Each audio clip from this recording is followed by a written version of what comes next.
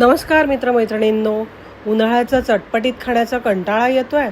चला आज मस्त ब्रेकफास्ट रेसिपी, झटपट होणारी ही रेसिपी बघूया. दडपे पोहे. इथे मी जाड पोहे स्वच्छ धुवून त्याला निथळून चाळणीत ठेवलेलं आहे आणि नंतर एका बाउलमध्ये घेऊया. त्याला छान मोकळं करूया.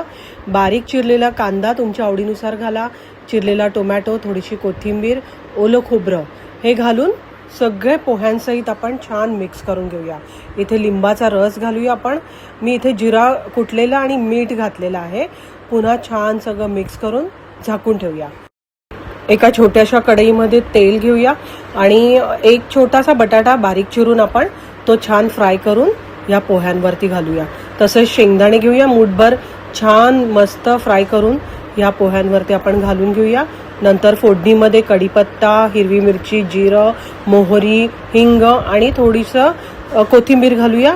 ही छान चुरचुरीत फोडणी आपण त्या पोह्यावरती घालून सगळं पुन्हा एकदा हे सगळं मिश्रण अगदी पोह्यांमध्ये मिक्स करून घेऊया.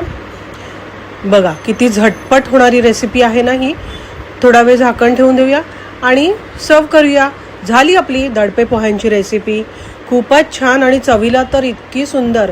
सकाळच्या घाईघाईच्या वेळामध्ये एकदम चटपट होणारी. वरून बारीक शेव, थोडासा लिंबाचा रस आणि थोडेसे मी टोमॅटो घातले आहेत.